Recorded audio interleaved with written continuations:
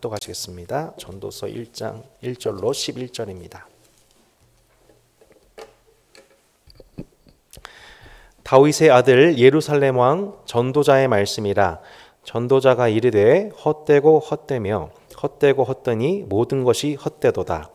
해 아래에서 수고하는 모든 수고가 사람에게 무엇이 유익한가? 한 세대는 가고 한 세대는 오되 땅은 영원히 있도다.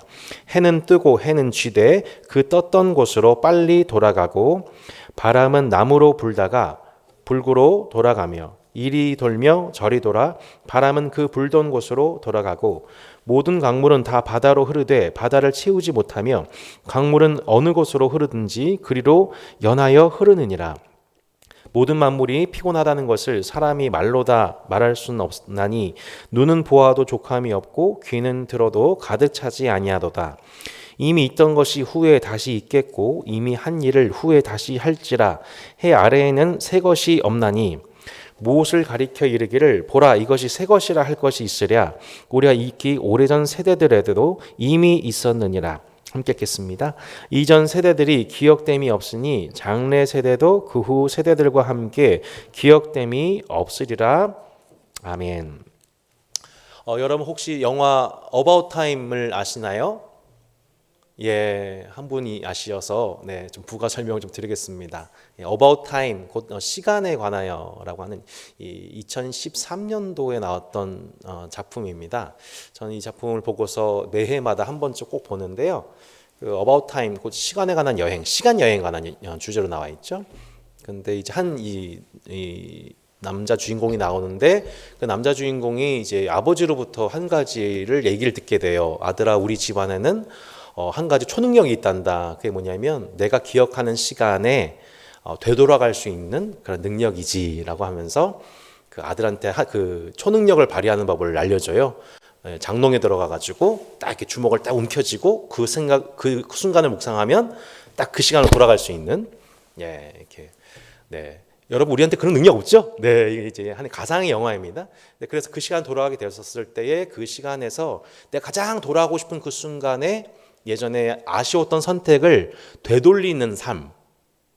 여러분 만약에 여러분의 그런 능력이 있다면 어느 순간에 돌아가셔서 그 후회했던 그 순간을 되돌리고 싶으십니까? 영화에 보면은 그 능력을 가지고 사람이 돌아가가지고 남자 주인공이 돌아가서 정말 자신이 사랑할 만한 여인을 만나게 되고 그 여인을 선택하게 되면서 행복을 이루게 되는 그 아주 의미 있는 영화를 보게 됩니다.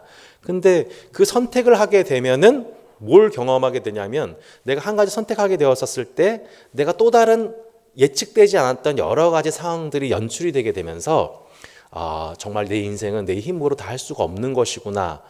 정말 소중한 것을 내가 얻는 것이야말로 인생에 있어서 가장 지혜로운 선택이구나라는 것을 배워가요.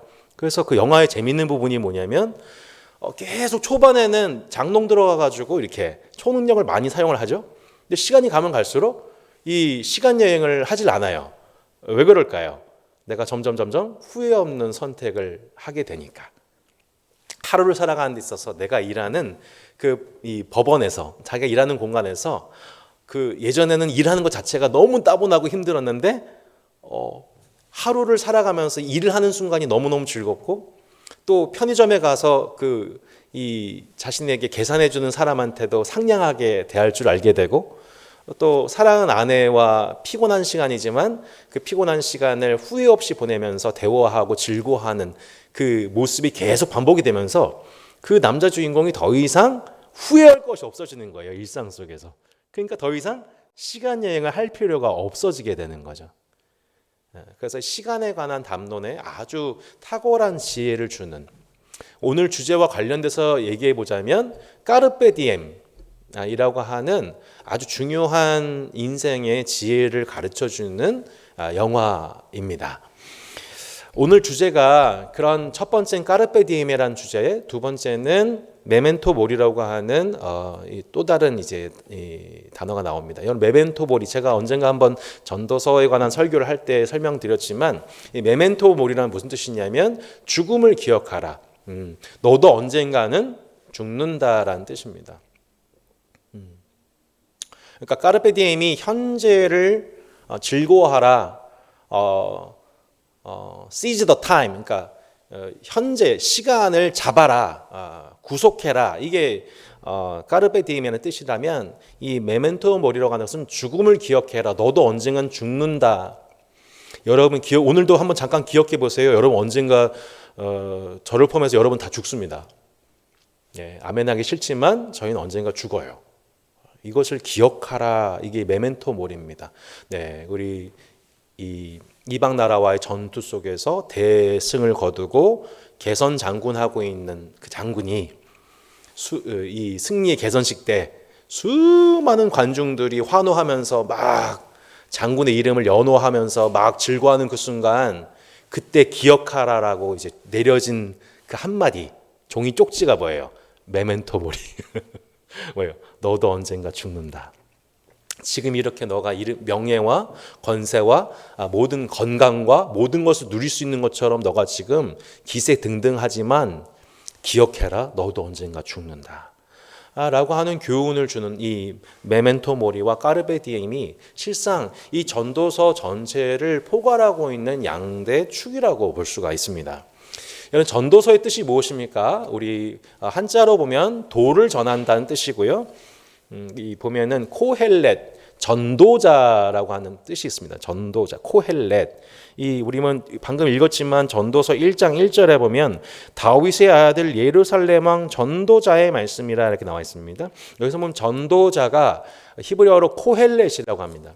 이 코헬렛이라고 하는 것이 뭐냐면 자료를 수집하거나 사람들을 소집해서 연설하는 사람입니다. 예, 저는 지금 오늘 본의 아니게 그 전도자의 역할을 하고 있습니다. 여러분 수요 복음 맛집에 와주세요. 꼭 말씀을 들으셔야 돼요라고 자료를 수집해서 하나님 말씀을 수집해서 이것을 연설하는 역할을 제가 지금 하고 있는 거잖아요. 그것이 바로 코헬렛입니다. 70인역에는 에클레시아 스테스라고 나와 있습니다. 그 회중의 한 사람이다 번역이 이렇게 되었죠. 네, 그래서 이 전도서의 말씀은 회중을 불러서 전체적으로 그 함의를 해석해 보자면 회중들을 불러서 그들로 하여금 지혜 있게 사는 법을 알려주는 사람 혹은 그 역할을 우리가 코헬렛이라고 볼 수가 있는 것이죠. 실제로 그래서 열왕기상 8장 말씀에 보면 솔로몬이 여러 장로들을 불러서 하나님의 말씀을 가르친 장면이 나와요. 그래서 실제적으로 이 전도서의 말씀 1장 1절에도 나와 있지만 다윗의 아들 예루살렘 왕 전도자의 말씀이라. 실제적으로 우리 12절에 보면 이렇게 나와 있죠. 또 나 전도자는 예루살렘에서 있을 왕이 되어. 자, 그리고 이제 1장과 2장의 전체 맥락을 쭉 한번 이렇게 읽어보면 전도서의 말씀을 누가 기록한 것으로 우리는 알고 있습니까? 예, 솔로몬, 그죠? 예, 솔로몬이 그 전도자의 역할을 실제 했고, 또 그 솔로몬은 우리 그 2장에도 보면 나오지만 여러 사업을 크게 1장에 보면은 지혜인 자가 되어서 사람들에게 그 지혜를 알린 사람이기도 했고, 전도서 2장에 보면은 여러 사업을 크게 벌려서 여러 토목 사업을 크게 벌려서 자신을 즐겁게 했다는 자서전적 고백들이 나오는 것으로 보아 1장과 2장의 내용은 이 내용이 솔로몬에 관한 내용이구나, 솔로몬이 지은 내용이구나라는 것에 대해서 이견이 없어요. 그런데 이제 그 1644년에 그로티우스라고 하는 학자가 이 부분에 관한 이제 그 학문적인 얘기를 하는데, 이 책은 솔로몬이 직접 지었다기보다는 후대 사람이 이 솔로몬을 인용해서 썼다는 데에서 이의를 제기하고, 지금 이제 현대 신학계에 대해서는 양쪽의 의견이 다 대립되고 있거나 혹은 후자에 더 기울이는 상황입니다.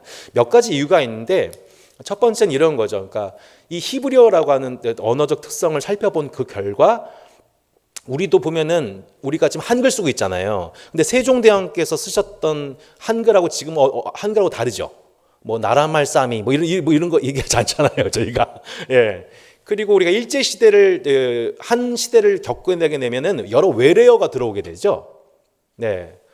예를 들어서 뭐 헐, 뭐 대박, 뭐 이런 거 이제 저희가 사실 이런 거 1970년대, 80년대 잘 안 쓰던 단어인데 사용 신조어예요. 그런 것처럼 이 히브리어 전도서의 히브리어를 해석해 본 결과 솔로몬 때 썼던 그 고대적 히브리어에서 발견되지 않는 히브리어, 현대적 히브리어 언어들이 전도서에서 많이 쓰여진 것을 그 학자가 발견하게 되면서 이 내용은 결론적으로 이제 말씀을 드리면 솔로몬이 모든 책을 썼다는 내용보다는 솔로몬이라고 하는 인물이 주인공으로 등장시켜서 후기 저자가 이것을 편집한 것으로 보여준다. 그러니까 이 기원전 직후에 그러니까 바벨론 포로 후기 및 이제 그 신구약 중간기에 해당되는 그 중간기 때의 히브리 문학의 전형적인 특징이 뭐냐면 본래 주인공이 아닌데 그 저자가 아닌데 그 저자를 주인공으로 등장시켜서 쓰는 문학적인 기법이 당시 많이 발달되었었거든요. 근데 결국 전도서도 결과적으로 얘기해 보면 전도서 1장과 2장은 솔로몬의 자서전적 이야기가 맞지만 전도서 전체 맥락으로 봤었을 때 솔로몬이 전체 썼다고 보기에는 어려운 부분들이 있고, 다만 그 후기의 저자가 아마도 이 솔로몬이라고 하는 주인공을 가지고 그리고 여러 가지 이스라엘 문학 속에서 축적되어 있는 여러 가지 지혜의 언어들을 함께하여서 이 말씀을 썼다고 보는 것이 오늘날 많은 우리 구약학자들의 견해인 것입니다. 자, 그렇게 전도서가 그렇게 이제 이 중간기 정도 시대 때 쓰여졌다고 하는 여러 가지 이제 그런 또 배경에 대한 설명들이 있는데, 만약 그 당시 이 솔로몬 때가 아니라 이 중간기적 시대 때에 쓰였다고 하는 여러 가지 구절들의 배경이 되는 구절들이 있습니다. 뭐 대표적인 구절들이 있다면 전도서 5장 4장 그 1절 4장 1절에 보시면 이런 구절이 나오죠. 내가 다시 해 아래에서 행하는 모든 학대를 살펴보았도다. 보라, 학대받는 자들의 눈물이로다. 그들에게 위로자가 없도다. 그들을 학대받는 자들의 손에는 권세가 있으나 그들에게는 위로자가 없도다. 라고 정치적인 학대를 받는 이들, 그러니까 이스라엘 왕정시대, 솔로몬 왕정시대라고 보기에는 어려운 그 구절들이 곳곳에서 계속해서 등장하게 되는 것을 보게 돼요. 이런 것들이 이제 한두 구절이 아니게 되는 것이죠. 5장 8절도 보면 이렇게 나옵니다. 너는 어느 지방에서든지 빈민을 학대하는 것과 정의와 공의를 짓밟는 것을 볼지라도 그것을 이상히 여기지 말라. 높은 자는 더 높은 자가 감찰하고 또 그들보다 더 높은 자들도 있음이니라. 라고 하는 이 빈민 학대적 그런 정치 일들이 비일비재하게 일어나고 있던 상황으로 일단 저희가 파악해 볼 수가 있어요. 더 나아가서 당시에 여러 부자들이 있는데 그 부자들이 그들이 누린 부귀에 비해서 너무나도 복되지 않은 그 삶의 정황들이 나타나는 정황들이 곳곳에서 또 나타납니다. 또 7장 15절에 보면은 이렇게 나오죠. 내 허무한 나를 사랑하는 동안 내가 그 모든 일을 살펴보았더니 자기의 의로움에도 불구하고 멸망하는 의인이 있고 자기의 악행에도 불구하고 장수하는 악인이 있다. 이런 이제 구절도 나오죠. 8장 14절 세상에서 행해지는 헛된 일이 있나니 곧 악인들의 행위에 따라 벌을 받는 의인들도 있고 의인들의 행위에 따라 상을 받는 악인들도 있다는 것이라. 내가 이르니 이것이 헛되도다. 결론적으로 말씀드리면 전도서가 쓰여진 당시는 솔로몬 시대를 반영한다고 보기엔 참 어렵고요. 불의가 행해지던 시절, 그리고 학대가 이루어지고 있던 시절, 그리고 좀 더 저희가 살펴보겠지만 당시 급부자가 된 상인들이 많아서 그 부자가 되어서 돈을 많이 긁어 모았으나 그 돈을 가지고 행복을 누리지 못하고 오히려 왜 이런 말 있잖아요. 우리 그 부자들의 그 허무가 뭐냐 이런 거잖아요. 한평생 건강을 잃고 돈을 벌었어요. 근데 그 번 돈 가지고 건강을 회복하는 데 쓰게 되죠. 정작 자신은 누리지 못하게 돼요. 그리고 제일 허무한 게 전도서 말씀한 허무가 뭐냐면 그 돈을 또 어떻게 돼요? 다 남겨요. 쓰지 못하고.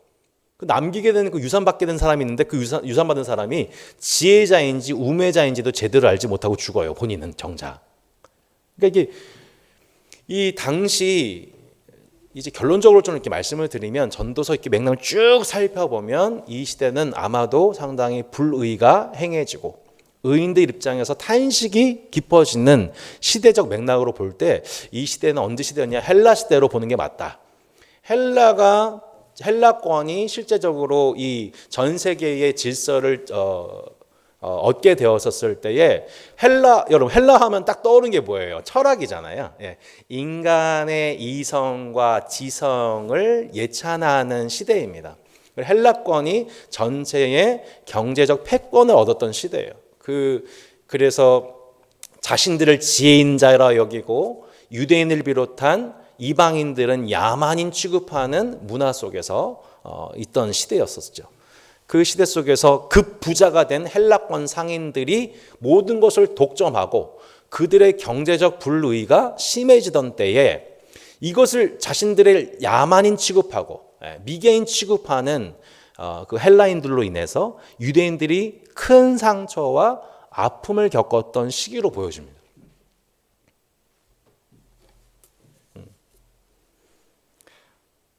그러니까 유대인들이 이제 고민에 빠지기 시작하는 거죠. 그러니까 어떤 고민에 빠지기 시작하냐면 하나님이 우리를 의인으로 부르셨는데 하나님의 말씀대로 순종하는 우리들은 오히려 더 피해를 계속 보게 되는 거예요.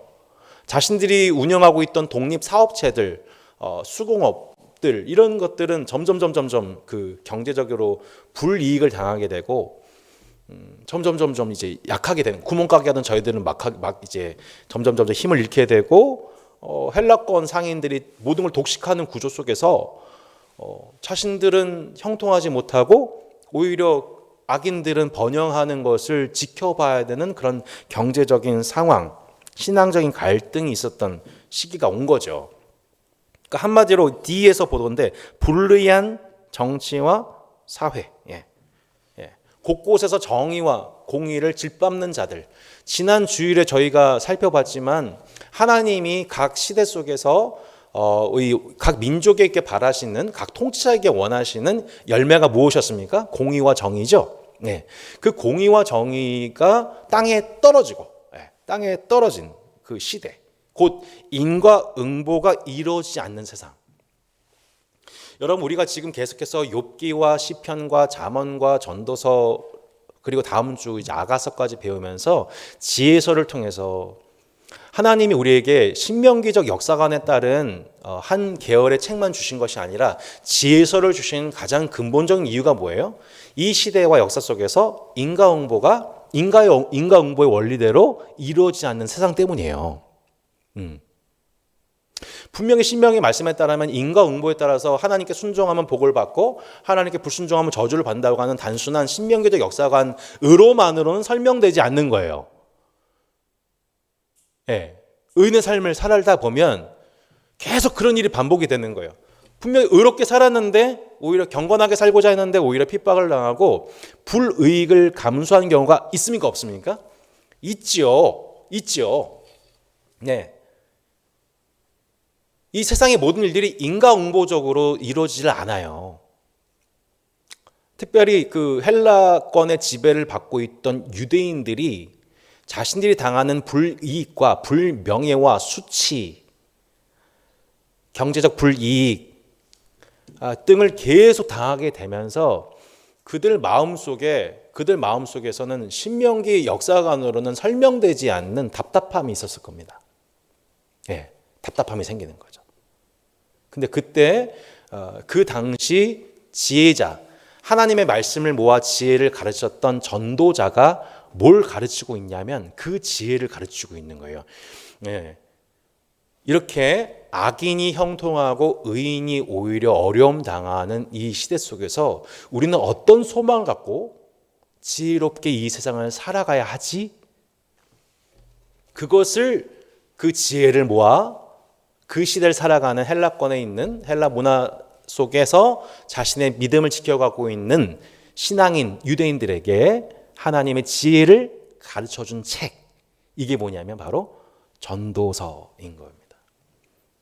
우리가 계속해서 시편에도 봤지만 시편에서도 보면은 악인의 형통함을 부러워하지 말아라. 그들 때문에 내가 거의 실족하게 되었다가 하나님의 성소에 들어갈 때야 그들의 결말을 보고 내가 깨달았습니다라고 시편에서 고백하잖아요. 욥기에서도 보면 우리가 욥기도 신명기 역사관을 가지고 얘기하는 욥의 세 친구들에 대하여 하나님이 오히려 꾸짖으시고 하나님의 욥을 위로하신단 말이죠. 네. 욥이 뭐라고 고백해요? 전에는 내가 귀로만 들었던 것을 이제 눈으로 봅니다. 내가 이제 깨달았습니다. 내가 지식적으로 깨달은 것이 아니라 하나님의 경외하는 법을 깨달았다는 것을 고백하고 있는 거죠. 그렇게 지혜서는 계속 우리에게 하나님 경외하는 법, 하나님이 정말 살아계신가? 하나님이 정말 우리의 일에 관여하고 계신가?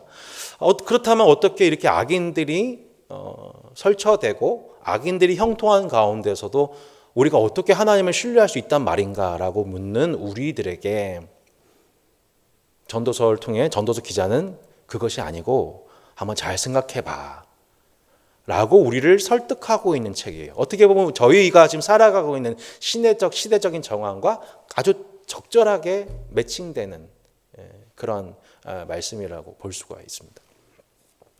이 배경 속에서 저희가 전도서를 읽어 내려갈 때 그간 보이지 않았던 전도서의 맥락들이 하나하나 이제 보이게 되는 겁니다. 자, 기록 목적인데 첫 번째는 코엘렛의 회상입니다. 지난 인생을 회고하고 과거를 반성하는 그런 고백들이 특별히 많이 나와 있고요.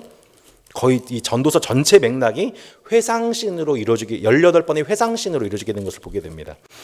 두 번째는 성경적 지혜의 가르침이죠. 다 설명할 수 없는 삶의 신비, 모호한 모순을 갈파하면서 지금 여기서 일생의 행복을 추구하는 데 최선을 다해야 된다라고 하는 것을 얘기하고 있고요.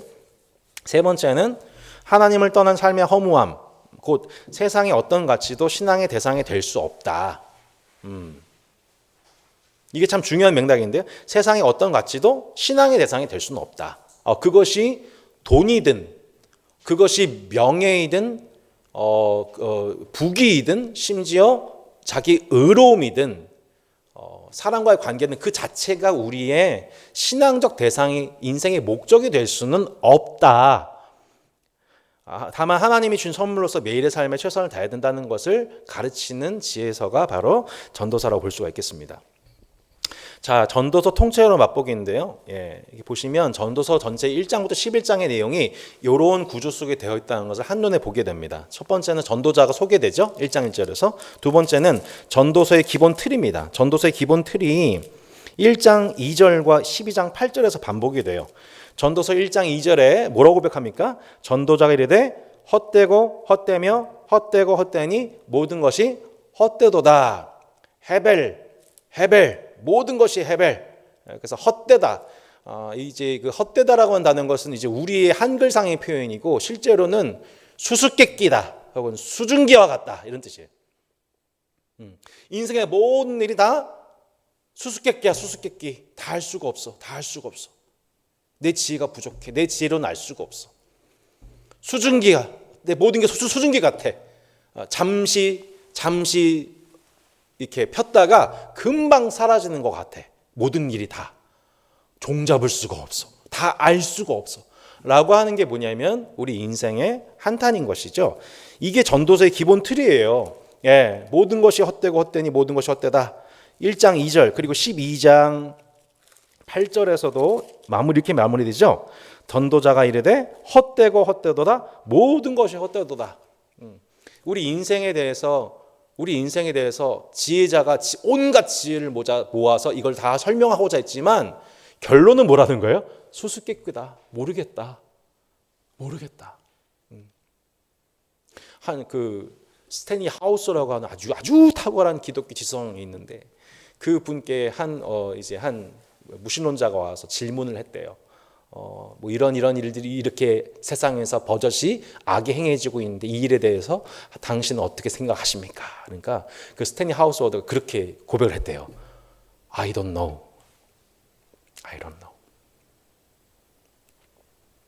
난 잘 모르겠다. 다 대답할 수가 없다. 이게 이제 한평생 신학을 연구한 사람의 솔직한 대답. 하지만 어떻게 보면 지혜로운 대답인 거죠. 다 모른다. 다 알 수가 없더라. 하지만 하나님은 그럼에도 우리가 경외할 만한 분이시다 라는 것을 나는 믿는다. 이게 이제 기독교 신앙이 갖고 있는 아주 중요한 부분입니다. 그러니까 우리가 때로는 모든 것을 알 수 있는 것처럼, 모든 것을 아는 것처럼, 마치 욥의 세 친구가 욥의 고난을 설명하려고 했다가 하나님께 혼나잖아요. 네. 목사가 제일 많이 범하는 실수. 네. 성도의 모든 상황에 대해서 내가 다 해석해 주려고 하는 것. 큰 실수가 될 수가 있는 거죠. 그러니까 우리는 인생에 대해서 기본적으로 가져야 될 태도가 이건 수수께끼다. 한 인생에 대해서도 다 알 수가 없고 수수께끼 같은 거다. 하지만 신비로운 것이다.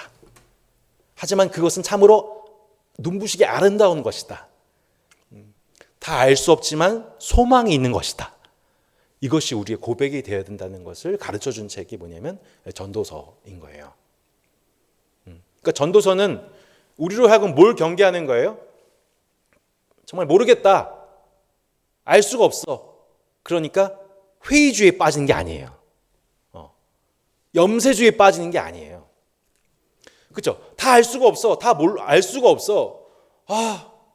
문제가 당장 해결이 안 돼. 그러면 우리는 어디로 가게 되냐면 하나님을 경외하면서 떠나서 어디로 가려고 하냐면 회의주의로 가려고 그래요. 염세주의로 가려고 그래요. 세상에 대한 비관 속에 다 알 수 없으니까 그래 하나님도 모르시나 보지. 하나님도 관여하지 않으시나 보지 라면서 믿음이 없는 염세주의, 회의주의로 갈 수가 있어요. 그거를 브레이크 걸어준 책이 뭐냐면 전도서인 거예요. 얼마나 많은 유대인들이 회의주의, 염세주의에 빠질 그 길로 갈 수 있었겠어요? 바로 그 시기 때 하나님은 전도서를 통해서 그 어려움 당하고 있는 신앙의 회의에 빠져 있는 자들을 붙잡은 책이 회의주의입니다. 회의주의에서 벗어나도록 경계한 책이 전도서였던 것입니다. 회의주의는 또 뭐와 연결되어 있습니까? 쾌락주의와 연결되어 있습니다. 다 알 수 없대. 그래. 그러면 우리 인생의 결론은 뭐냐? 노세. 젊어서 노세. 그래 뭐 있어? 우리 육체를 가지고 내게 주어진 시간만큼 열심히 잘 놀고 행복하게 사는 게 최고 장땡이네. 라고 인생의 결론이 가게 되는 거죠. 바로 그 세속주의적인 염세주의와 쾌락주의로부터 하나님의 사람을 지켜주고 그를 지혜롭게 하도록 가르쳐주는 지혜자의 책이 전도사라고 볼 수가 있는 것입니다. 전도자는 첫 번째 시를 노래했습니다. 우리가 아까 처음 봤던 노래이죠. 네, 그것이 1장 3절로 11절입니다. 그리고 이제 전도서의 모든 내용은 대부분 다 리플렉션, 곧 회고입니다. 회고. 전도자의 회고. 총 18번에 걸쳐서 자신이 회고를 하는 것입니다.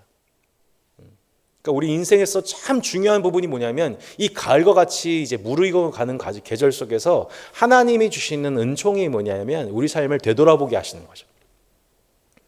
내가 지난날 생각해 봤는데 이 모든 이것은 참 헛된 것이었구나. 내가 하나님 없이 이것을 추구했던 것이 진짜 지혜가 없었던 것이구나. 하나님 없이 추구했던 그 모든 것들, 그것이 재물이든 인간관계든 부귀든 명예든 어떤 것이든 하나님 없이 살려고 했던 지혜 있는 자처럼, 스스로 지혜 있는 자처럼 살려고 했던 그 모든 것들을 회고하는 내용이 전도서 전체에 나와 있어요. 그래서 그 말씀을 오늘 가서 읽다 보면 각자가 회고되는 부분이 아마 있으실 거예요. 오늘 그 회고되는 부분을 토대로 하나님께 고백하고 또 더 이상 우리가 후회할 것이 없는 삶을 선택할 수 있는 지혜자가 되시면 좋겠습니다. 결국 이 18번의 회고록을 통해서 하나님 없는 모든 것은 헛되더라. 이 내용을 저희가 살펴보게 되는 것이죠. 네. 그 내용이 2장 1절, 우리 첫 번째가 1장 12절로 18절로서 어떤 내용이에요? 심지어 내가 지혜를 구하는 지혜자였는데 지혜가 많아도 번뇌가 많더라. 이 지혜의 한계를 또 얘기를 하죠. 2장 1절로 11절에 보면 솔로몬이 자신을 위해서 모든 건축 사업을 벌였던 그 수많은 일들이 2장 1절로 11절에 나와 있는데 11절에 결국 뭐라고 고백해요? 그 후에 내가 생각해 본 적, 그 후에 내가 생각해 본 적 내 손으로 한 모든 일과 내가 수고한 모든 것이 다 헛되어 바람 잡는 것이고 해 아래서 무익한 것이었다. 17절 이러므로 내가 사는 것을 미워하였노니 이는 해 아래서 하는 일이 내게 괴로움이요 모두 다 헛되어 바람을 잡으려는 것이기 때문이로다. 18절 내가 해 아래서 내가 한 모든 수고를 미워하였노니 이는 내 뒤를 이을 이에게 남겨주게 됨이라. 그 사람의 지혜자일지 우매자일지야 누가 알리오마는 내가 해 아래서 내 지혜를 다해 수고한 모든 결과를 그가 다 관리하니 이것도 헛되도다. 이러므로 내가 해 아래서 한 모든 수고에 대해 내가 내 마음에 실망했다라고 고백을 하고 있죠. 23절 일평생에 근심하고 수고하는 것이 슬픔뿐이라 그의 마음에 밤에도 쉬지 못하니 이것도 헛되도다 라고 하면서 24절 같이 한번 읽어볼까요? 사람이 먹고 마시며 수고하는 것보다 그의 마음을 더 기쁘게 하는 것은 없나니 내가 이것도 본즉 하나님의 손에서 나오는 것이로다 라고 고백을 합니다. 네, 예, 제가 참 좋아하는 말씀입니다. 먹고 마시는 거 수고하는 것보다 그 마음을 더 기쁘게 하는 게 없대요. 그러면서 이제 자기가 인생을 많은 걸 해봤는데 이 첫 번째 까르페디엠이 등장을 하죠. 내 인생에서 진짜 즐거운 게 뭐였냐 해보니까 딴 게 아니라 먹고 마시고 수고한 그 일이었더라. 생각해 보니 어떤 결과가 아니라 그 과정 속에서 하루하루 먹고 마시고 사랑하는 이들과 함께 먹고 마시고 내게 주어진 그 일을 즐겁게 육아와 가사와 노동했던 그것들이 그보다 큰 즐거움이 인생에 없었었네 라고 지난날을 회고하게 되는 게 첫 번째 까르베디엠으로서 등장하게 첫 번째 까르베디엠인 것이죠. 계속해서 그 얘기하고 있는 거예요. 자, 그렇게 2장 18절부터 26절에 인간의 수고에 대해서 회고한 이 전도자가 첫 번째로 3장 두 번째 시를 부르게 됩니다. 그것이 전도서 3장 1절로 15절에 때에 관한 노래예요. 때에 관한 노래. 3장 1절에 범사에 기한이 있고 천하 만사가 다 뭐가 있다? 때가 있나니. 여러분 그 구리에서 이 다산으로 들어오게 되는 버스 76번 버스 이렇게 보시면 다 써 있어요. 다 누구든지 다 때가 있게 마련이다. 그러면서 암흑의 사우나 이렇게 나와 있습니다. 네, 예, 그 때가 아니죠. 네, 천하 만사에 다 때가 있다라고 하는 시를 통하여서 그 결론이 뭐냐면 11절이죠. 10절 11절이죠. 하나님이 인생들에게 노고를 주사 애쓰게 하신 것을 내가 보았노라. 하나님이 모든 것을 지으시되 때를 따라 아름답게 하셨고 또 사람들에게는 영혼을 사모하는 마음을 주셨느니라. 그런 하나님이 하신 일의 시종을 사람으로 측량할 수 없게 하셨도다. 사람들 사는 동안에 기뻐하며 선을 행하는 것보다 더 나은 것이 없는 줄을 내가 알았고 사람마다 먹고 마시는 것과 수고함으로 낙을 누리는 것이 하나님의 선물인 줄도 또한 알았도다. 하나님께서 행하시는 모든 것은 영원히 있을 것이라. 그 위에 더할 수도 없고 그것에서 덜할 수도 없나니 하나님이 이같이 행하시면 사람들이 그 앞에서 뭐라 나와 있어요? 경외하게 하려 하심인 줄을 내가 알았도다. 전도서 중간중간에 결론적인 얘기가 뼈다같이 솟아있는 것을 보게 돼요. 그게 뭐예요? 이 때에 관한 묵상의 결과가 뭐예요? 결국 하나님 경외하는 것이 답이구나. 내 인생에서 항상 사랑할 때만 있는 게 아니라 미워할 때가 있는 것이고 형통할 때만 있는 것이 아니라 불통할 때가 있는 것인데 이 모든 때가 그렇다는 거죠. 우리 인생이 참 그렇지 않습니까? 막 너무 좋은 시절이 이렇게 있는데 그 좋은 시절 속에서 또 자만할 수가 없어요. 또 예상치 못한 고난이 터져요. 또 어느 순간은 인생이 너무 괴롭고 힘든 내 영혼의 외로운 밤을 건너갈 때가 있습니다. 사망의 음침한 골짜기를 걸어갈 때가 있습니다. 근데 또 그때도 뭐예요? 하나님이 나와 함께 하시고 나를 건져주신단 말이죠. 그 모든 때를 겪어가게 되면서 결론적으로 알게 되는 게 뭐예요? 하나님이 내 장래일을 시종일관 알 수 없게 하셨구나. 그 목적은 딱 하나예요. 뭐예요? 하나님 경외하는 법을 배우도록. 내가 그 인생의 그 모든 때, 난 이런 때만 있으면 좋겠어 라고 얘기하는 우리 인생이 그 때를 즐기는 삶의 목적이 아니라 때를 시종을 알지 못하게 하신 하나님으로 말미암아 어떻게 되는 거예요? 나의 인생의 목적은 인생 자체에 있지 않고 인생을 주관하시는 하나님을 경외하고 바라보는 데 모든 때의 목적이 있구나.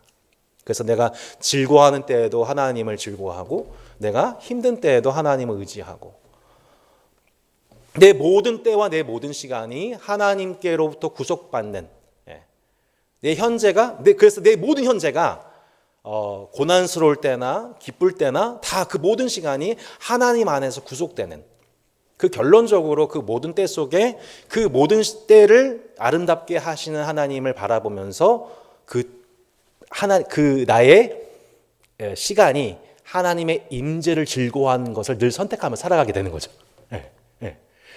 우리의 현재가 뭐예요? 하나님의 임재가 되는 겁니다. 이 말을 기억하세요. 내 모든 현재가 뭐가 된다고요? 하나님의 임재가 되는 거예요.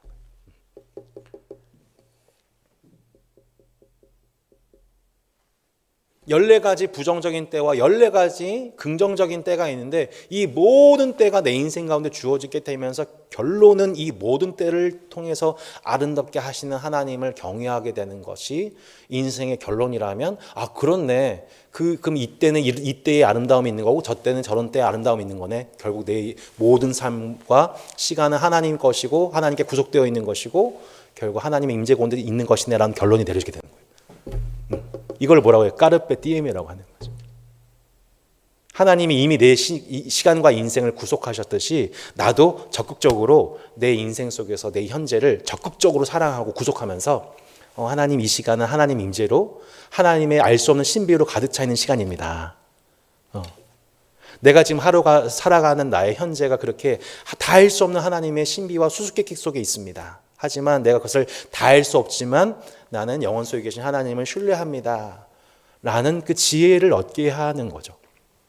그게 시간을 통해서 하나님이 우리에게 교훈하시는 내용이라고 볼 수가 있는 것이죠. 두 번째 까르페 디엠이 또 어디 나옵니까? 우리 4장에 보시면 7절에 이렇게 나옵니다. 내가 또 다시 해 아래서 헛된 것을 보았도다. 어떤 사람은 아들도 없고 형제도 없이 홀로 있으나 그의 모든 수고에는 끝이 없도다. 내 비록 그의 눈은 부요를 족하게 여기지 아니하면서 이르기를 내가 누구를 위하여 이같이 수고하고 나를 위해 행복을 누리지 못하게 하는가 하여도 이것도 헛되어 불행한 노고로다. 그러니까 당시 이 헬라권 시대 속에서 졸부가 된 사람들 중에 이런 사람이 너무 많았던 거예요. 돈을 많이 버니까 너무너무 좋아해. 한평생 돈 버는 게 막 미쳤어. 근데 그 돈 버느라 뭐가 없어요? 보니까 아들도 없고 형제도 없고 홀로 있으나 그의 모든 수고에는 끝이 없는 상태. 근데 본인은 어떻게 돼요? 이제 늙어 죽기 직전인 거예요. 행복을 얻는 것 같아 보이는데 실제 행복 없이 살아가는 불행한 인생. 까르페 디엠을 누리지 못하는 인생에 대해서 얘기하고 있는 것이죠. 그러면서 진짜 인생에서 발견된 두 번째 까르페 디엠이 뭐예요? 두 사람으로서의 삶이죠. 두 사람이 9절 두 사람이 한 사람보다 나음은 그들이 수고함으로 좋은 삶을 얻을 것이다. 혹시 그들이 넘어지면 하나가 그 동물을 붙들어 일으키려니와 홀로 있어 넘어지고 붙들어 일으킬 자가 없는 자에게는 화가 있으리라. 또 두 사람이 함께 누우면 따뜻하거니와 한 사람이면 어찌 따뜻하리. 한 사람이면 패하겠거니와 두 사람이면 맞설 수 있나니 세 겹줄은 쉽게 끊어지지 않는다라고 하면서 우리 인생에 주시는 하나님의 최고의 분복이 뭐냐면 두 사람으로서의 삶, 두세 사람으로서의 삶인 것이죠. 저는 요즘에 그 보면서 청년부 보면서 너무 기쁜 게 이렇게 좀 이렇게 외로울 만한 시기잖아요. 이렇게. 근데 그때마다 옆에서 함께 여행 가자. 차 한잔 하자 하면서 두세 사람이 이렇게 함께 모여서 모임한 사진들 보면 그렇게 복될 수가 없어요. 하나님이 주시는 까르페 디엠이죠. 이게 현재를 구속하며 사는 거죠. 이 외롭고 고독한 가운데서 각자 있는 것이 아니라 함께 있음으로 서로를 격려하고 위로하고 채워주고 혼자 있으면 춥지만 함께 있으면 따뜻함을 경험하는 이게 진짜 따스한 교회가 아닐까요? 이게 이제 까르페 디엠인 거죠. 이게 이 인생 가운데 우리가 살아가는 이 외롭고 고독한 인생 중에서 하나님이 허락하시는 두세 사람의 그 교제와 만남, 다움 이것이 사실 하나님이 허락하시는 까르페 디엠인 것이죠. 이렇게 좀만 더 볼까요? 전도서 5장에 보면은 회고록이 나오다가 5장 1절로 9절에 보면은 전도자의 캐리그마 곧 설교가 나옵니다. 설교. 그러니까 회고하다가 뭐가 나와요? 메시지가 나와요. 우리 인생은 항상 그래요. 내가 지난날을 묵상하고 회상하다가 메시지가 드러나는데 첫 번째 메시지가 전도서 3장의 때에 관한 결론이었고 두 번째 메시지가 뭐냐면 5장의 메시지예요. 5장 1절로 7절인데요. 너는 하나님의 집에 들어갈 때에 내 발을 삼갈지어다. 가까이 하여 말씀을 듣는 것이 우매한 자들이 재물 드린 것보다 나으니 그들은 악을 행하면서도 깨닫지 못함이니라. 너는 하나님 앞에서 함부로 입을 열지 말며 급한 마음으로 말을 내지 말라. 하나님은 하늘에 계시고 너는 땅에 있음이니라. 그런즉 어떻게 하래요? 마땅히 말을 적게 할 것이라. 걱정이 많으면 꿈이 생기고 말이 많으면 우매한 자의 소리가 나타나느니라. 내가 하나님께 서원하였거든 갚기를 더디게 하지 말라. 하나님은 우매한 자들을 기뻐하지 아니하시나니 서원하는 것을 갚으라.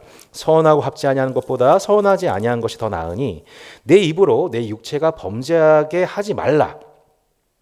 사자 앞에서 내가 서원한 것이 실수라고 말하지 말라. 어찌 하나님께서 내 목소리로 말미암아 진노하사 내 손으로 한 것을 멸하시게 하랴. 꿈이 많으면 헛된 일들이 많아지고 말이 많아도 그러하니 같이 읽겠습니다. 오직 너는 하나님을 경외할지니라. 전도자가 얘기하는 두 번째 메시지가 뭐냐면 이 말에 관한 교훈인데 말을 많이 하지 말래요. 그러니까 하나님의 집에 들어가서도 함부로 입 열지 말고 급한 마음으로 말 내지 말라고 하고 있고요. 하나님 앞에 서운한 내용에 관해서도 그렇고요. 또 사람과의 관계 속에서도 일상 속에서도 꿈이 많으면 헛된 일이 많아지듯이 말이 많으면 헛된 일이 많아진다는 거예요. 이게 참 기가 막힌 표현이죠. 7절. 꿈이 많으면 헛된 일이 많아지고 말이 많으면 어떻게 되나요? 헛된 일이 많아진대요. 내가 말을 많이 하면은 인생의 수수께끼가 풀리는 게 아니라 수수께끼가 더 많아지는 거예요. 여러분 이런 일 많이 경험하시죠? 내가 말을 하게 되는 순간, 내가 뭐 아는 것처럼 얘기하게 되는 순간 더 많은 수수께끼가 인생에 찾아오게 되고 더 많은 혼란 속에 빠지게 되고 그 말을 많이 하게 되는 순간은 결국 하나님 경외에서 멀어지게 되는 순간이에요. 하나님을 경외함으로 내 말을 적게 하고 하늘에 계신 하나님을 선택하여서 침묵하고 기다리고 하나님을 의지하다 보면 생각지도 못한 하나님 경외에서 나오게 된 지혜가 들어와 그 지혜가 인생의 문제들을 해결해 주게 된 것을 보게 돼요. 예를 들어서 전도서에서는 또 뭐라고 얘기해요? 남이 나에 대해서 저주한 것을 너무 그렇게 관여하지 말아라. 남이 나에 대해서 말하는 거 너무 생각 많이 하지 말아라. 여러분 생각 많이 하시죠? 저 되게 많이 하거든요. 근데 그러지 말라는 거예요. 이것도 지혜가 아니에요. 그 남이 나에 대해서 안 좋은 말을 하는데 그 말을 계속 귀담아 듣는 거 그거 지혜가 아니에요. 왜냐하면 하나님이 그 일에 대해서 그 사람을 뭐라고 하시기 때문이죠. 예. 내가 그것 때문에 힘들어가지고 내가 끙끙 앓고 내가 하루를 즐거워하지 못하는 거 하나님 보시기 그렇게 지혜롭지 못하는 거죠. 말도 마찬가지라는 거예요. 말도 마찬가지라는 거죠. 수수께끼와 같은 인생의 문제들 만날 때 내가 말을 많이 하는 것이 수수께끼가 풀리는 방향이 아닙니다. 예. 이때 우리가 해야 될 게 뭐냐면 급히 말하는 것이 아니라 말하기를 더디하고 회고하는 거죠. 예. 형통한 날에는 기뻐하고 곤고한 날에는 뭐 하래요? 생각하라. 이게 전도서의 말씀이죠. 생각해 보라는 거예요. 말을 많이 하는 게 아니라. 말을 많이 하면 오히려 내 무지하고 어리석은 말 속에 수수께끼가 오히려 더 풀리지 않고 엉키게 돼요. 이게 이제 회고하는 자에게 자신의 삶을 성찰하는 자에게 주어지는 지혜인 거죠. 아 그렇구나. 이때는 지금 말을 많이 할 때가 아니고 생각할 때구나. 생각할 때구나. 내 자신을 회고할 때이구나. 이게 전도자가 가르쳐주고 있는 또한 두 번째 중요한 메시지인 것이죠.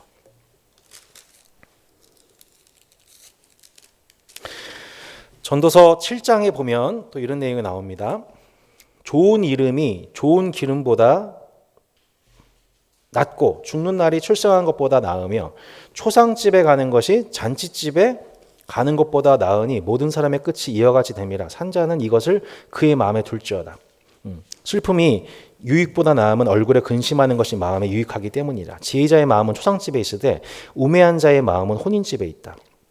지혜로운 사람의 책망을 듣는 것이 우매한 자들의 노래를 듣는 것보다 낫다. 우매한 자들의 웃음소리는 솔밑에서 가시나무가 타는 소리 같으니 이것도 헛되다. 탐욕이 지혜자를 우매하게 만들고 뇌물이 사람의 명철을 망하게 만든다. 일의 끝이 시작보다 낫고 참는 마음이 교만보다 낫다. 급한 마음으로 노를 바라지 말라. 너는 우매한 자들의 품에 머뭅니라.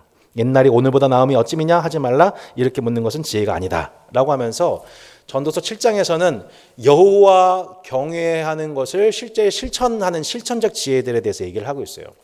그 서울대 그 행정대학원 담당자이신 최종훈 교수님이라는 분이 계시는데, 이분이 그 얼마 전에 그 글을 올렸는데 이 글이 상당히 많이 회자됐던 적이 있었어요. 이런 거죠.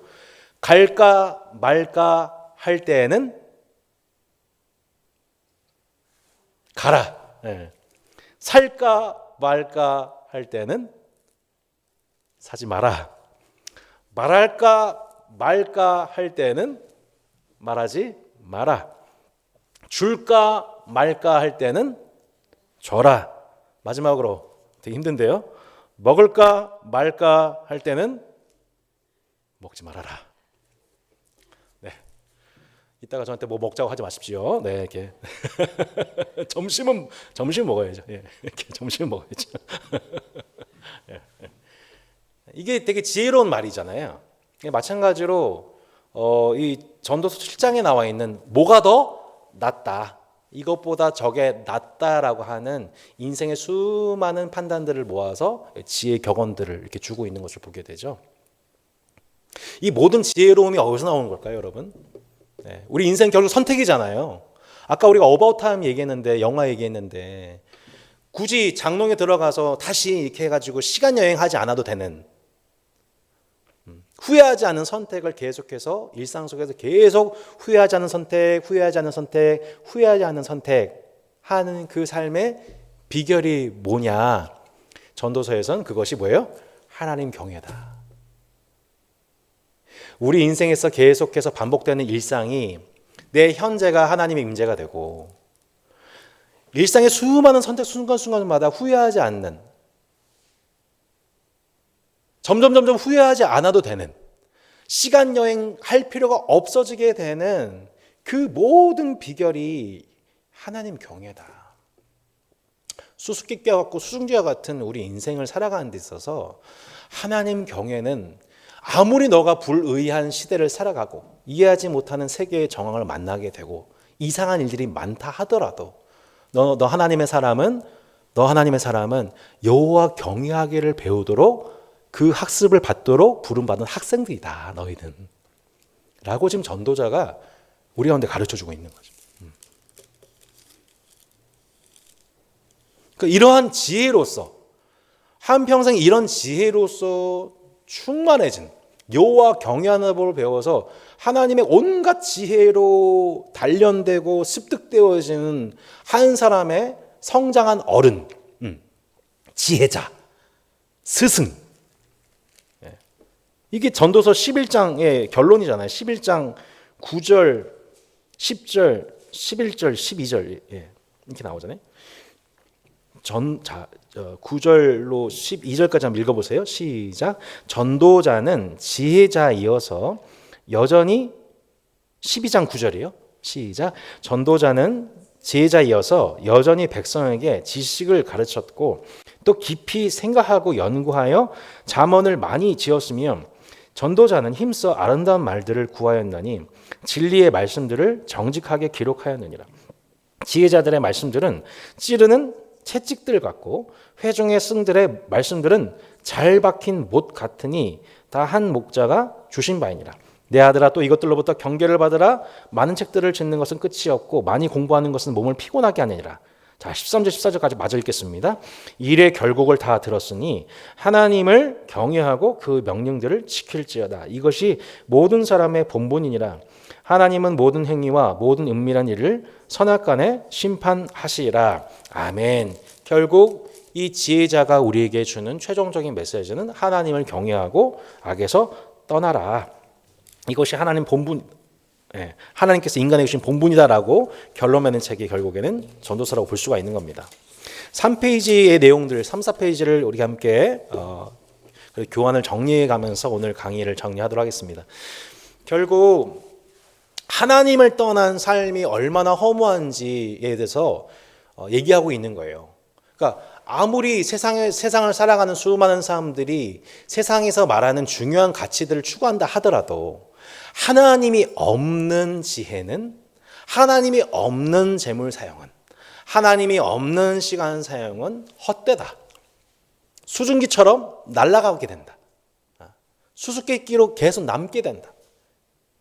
우리는 오직 하나님을 경외함으로 말해야 하고, 시간을 관리해야 되고, 사람을 대해야 되고, 재물을 사용해야 한다. 이것이 불리한 시대를 살아가는 성도들의 지혜이다. 그래서 첫 번째 얘기한 게 뭐예요? 지혜의 허무함입니다. 지혜의 허무함. 지혜는 분명 소중한 것이지만 지혜도 한계가 있다. 네. 완전한 지혜는 없고 새로운 지혜는 없다. 또 지혜가 많으면 번뇌와 근심도 많아지고 지혜와 지식을 구하는 것은 몸을 혹사시키고 건강 상하게 한다. 네. 그리고 궁극적으로 뭐예요? 지혜의 한계는 뭐예요? 아무리 그 사람이 지혜로워도 죽음으로부터 그를 구원할 수는 없어요. 지혜를 비롯해서 모든 가치들이 다 뭐예요? 죽음의 문제 앞에서는 다 무용지물이에요. 그죠? 심지어 사람의 건강도, 건강한 육체도 죽음 앞에서는 장사가 없는 거예요. 두 번째가 뭐예요? 재물의 허무함입니다. 재물의 허무함. 분명 재물은 하나님 주신 선물이지만 재물이 많아진다고 해서 무작정 좋은 게 아니라 근심도 그만큼 많아지고 지출할 것도 많아지게 된다는 거죠. 그리고 인간은 놀랍게도 재물이 많아질수록, 특별히 헬라권의 부자들이 그랬죠. 재물이 아무리 많아져도 만족할 줄 모르고 정작 행복 누리지 못하고 남겨주게 된다고. 세 번째가 뭐예요? 노동의 허무함이에요. 노동의 허무함.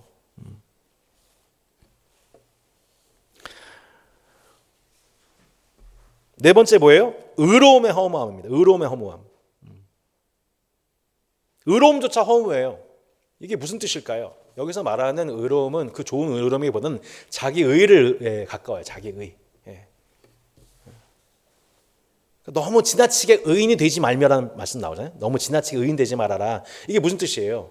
정말 성경이 말하는 의인 되지 말아라의 뜻이 아니라 자기 의에 사로잡혀서 자기를 자랑하고 그것을 말로 많이 표현하는 그런 사람 되지 말아라. 사실은 그 지나치게 의인이 되려고 하는 또 다른 욕심이 있는 거죠. 사람들에게 옳게 보이기 위한 지나치게 의인 되지 말아라. 다섯 번째가 뭐예요? 쾌락의 허무함이에요. 쾌락의 허무함. 하나님 없는 그 모든 세상 가치가 다 허무하다. 그러니까 그거 자체가 우리의 목적과 대상이 되면 안 된다. 나는 세상적으로 지혜로운 사람 되고 싶어. 명예가 있는 사람이 되고 싶어. 돈이 많은 사람이 되고 싶어. 이게 우리 인생의 목적과 신앙이 될 수가 없지요. 예. 우리 인생의 목적은 뭐예요? 이 모든 걸 통해서 하나님 경외하는 법을 배우는 것이, 여호와 경외하기를 배우는 학생으로서 우리가 부름받았다는 것을 기억하시길 바랍니다. 결론이 7번이죠. 현재를 즐거워하라. 까르페 디엠인 거예요. 까르페 디엠. 우주 안에 만연한 죽음의 힘, 곧 허물을 정직하게 대면함으로써 이 세상의 가치를 절대화하는 것을 피하라는 거예요. 우리가 이 세상의 가치를 절대화하는 순간 우상 숭배자가 되는 거예요. 하나님 경외하는 법을 배운 게 아니잖아요. 그러니까 이거에 국한되지 말고 삶 자체를, 하나님 주신 삶 자체를 즐거워하라는 거예요. 하나님이 주신 시간, 하나님이 주신 먹고 마시는 것, 내게 주어진 일, 가사, 육아, 직장 생활, 그 자체를 즐거워하라는 거예요. 하나님이 내 평생 수고하고 주신 분복인 아내, 남편을 즐거워하라. 너한테 주신 분복이다, 축복이다. 결국 우리로 하여금 세상에 대한 우상 숭배자가 아니라 또한 금욕주의자 혹은 염세주의자로 가지도 않고 이 불리한 세상 속에서 하나님의 가르침과 율법을 즐거워하는 자로서 우리에게 주신 일상을 즐거워하며 하나님께 감사하는 자로 우리를 구원하셨다는 것을 보게 됩니다. 8번은 지혜롭게 처신하라. 이거 뭐예요? 여호와 경외를 실천하라. 1번에 보면 이렇게 나와 있잖아요. 마음을 잔치집 대신에 초상집에 두고 살아가라. 여러분 어떻게 적용해 볼 수 있을까요? 저는 개인적으로 이것이 참 공동체적 적용이 참 중요하다 생각해요. 사람이 기뻐하는 일이 있어서 기뻐하는 것 참 중요한 일이죠. 결혼식 가는 거 참 중요한 일입니다. 하지만 조금 더 실제적으로 적용해 보자면 성도가 고난을 당할 때, 아픔을 당할 때, 초상집이 되었을 때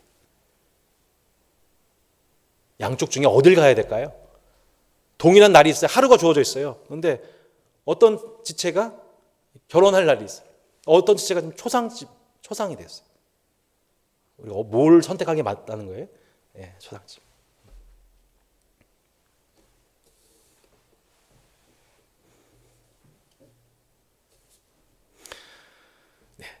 이런 지혜들이 하나하나 이렇게 나와 있죠.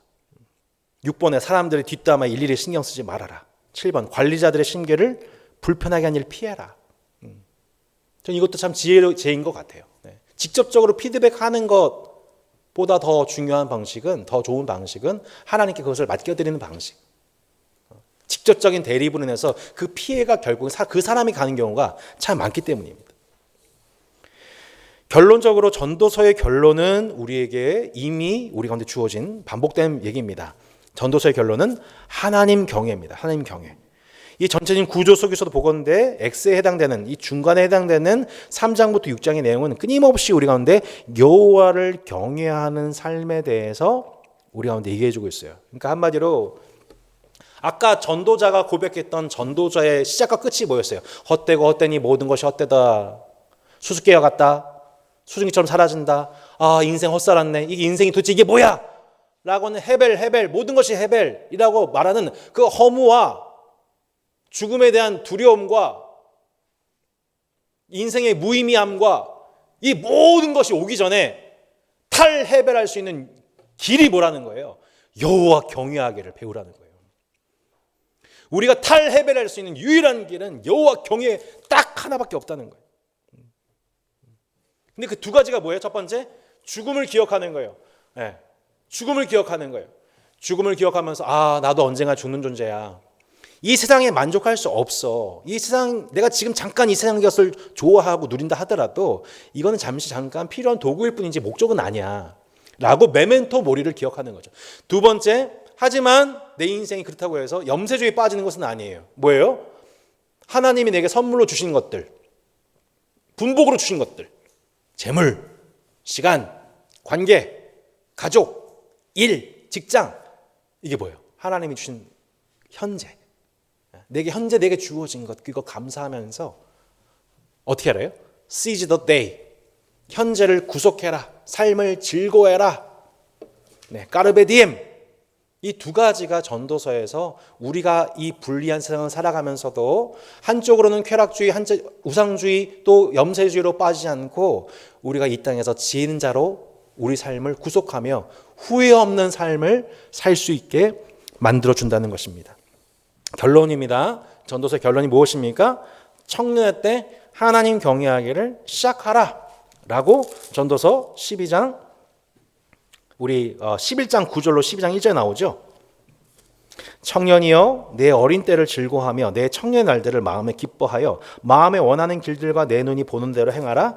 그러나 하나님이 이 모든 일로 말미암아 너를 심판하신 줄 알라. 그런즉 근심이 내 마음에서 떠나게 하며 악이 내 몸에서 물러가게 하라. 어릴 때와 검은 머리의 시절이 다 헛되니라. 너는 청년의 때에 너의 창조주를 기억하라. 아멘. 내일 동하고 우리 31명의 아이들에게 전할 본문 말씀입니다. 여호와 경외하기를 얼른 시작해라. 이게 너의 인생을 허무하지 않게 살 수 있는, 하나님이 너희 창조 주신 하나님이 너희 인생에 주신 분복을 누리며 살게 하는 진짜 즐거움과 행복의 길이다. 이게 내일 메시지예요. 여러분 함께 기도해 주시길 바라요. 하나님 경외하기를 얼른 시작하라. 두 번째, 하나님의 때를 잘 분별하고 행동하라. 아까 말씀드렸죠. 하나님은 시간과 공간 너머에 계시지만 세상의 때를 맞게 일하시는 분이세요. 그래서 하나님을 경외하는 자는 하나님이 경영하신 때에 순응하는 삶을 살아가게 되는 거예요. 곤고할 때는 생각하고 형통할 때는 기뻐하면서 내게 지금 하나님 이런 때가 나한테 필요해서 주셨구나. 이때 내 현재에 하나님 임재하시는구나 라는 것을 기뻐하게 되면서 점점 모든 삶이 뭐로 메워져 가는 거예요? 후회가 없는 하나님의 임재가 충만한 삶, 영원한 기쁨을 누리는 삶으로 하나님 우리를 부르셨던 것이죠.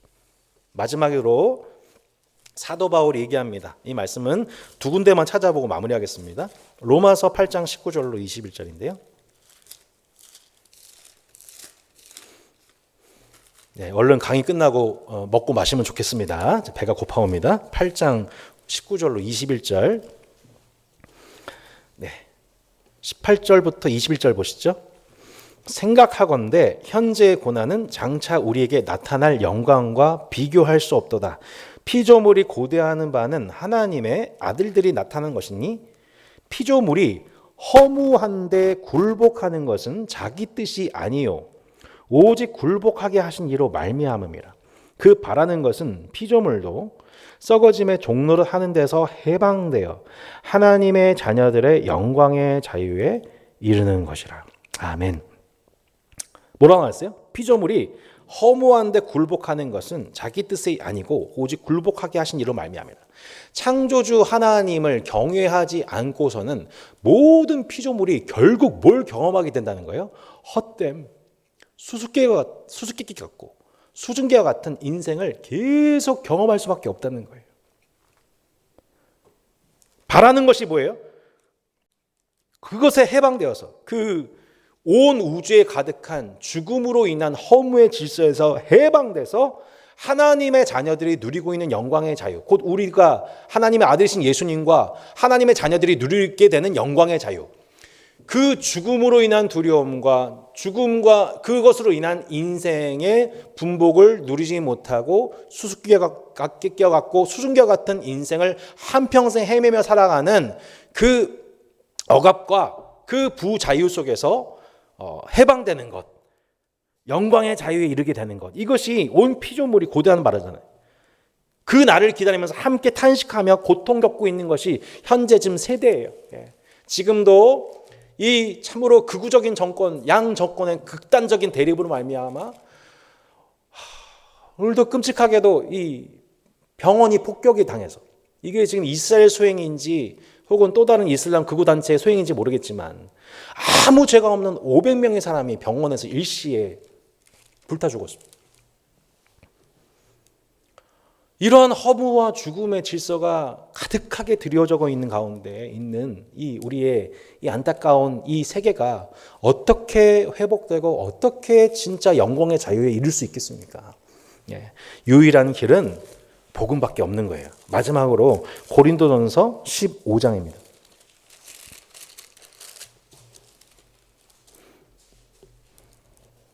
마지막으로 고린도전서 15장 50절로 58절을 읽고 이제 강의를 마무리하겠습니다. 고린도전서 15장 50절로 58절입니다.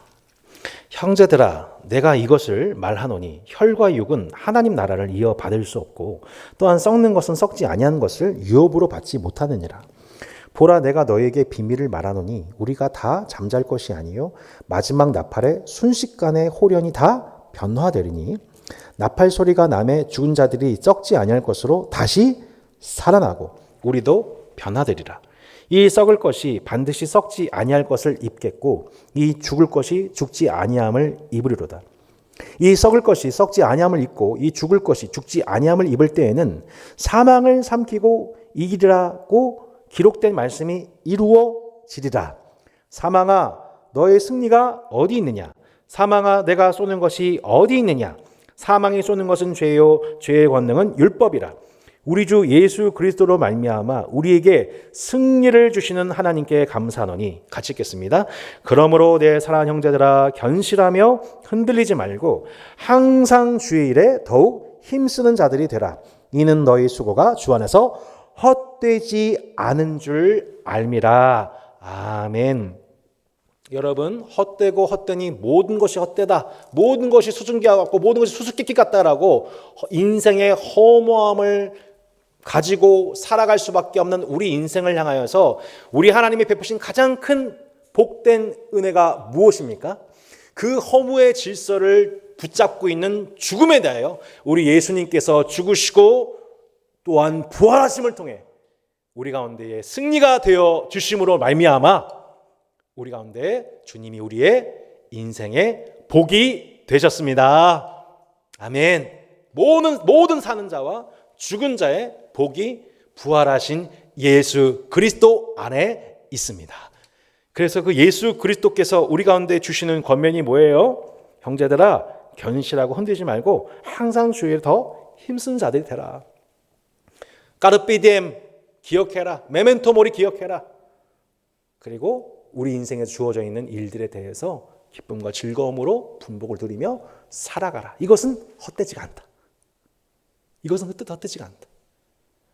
우리 인생 살아가는 동안에 점점 우리 지난날 헛되었던 회고의 삶은 점점 짧아지게 되고, 남아있는 모든 삶은 복되고 의미 있고 후회가 없는 삶으로 더 많이 채워진 삶으로 우리 주님이 우리에게 예수 그리스도를 통해 복을 주셨습니다.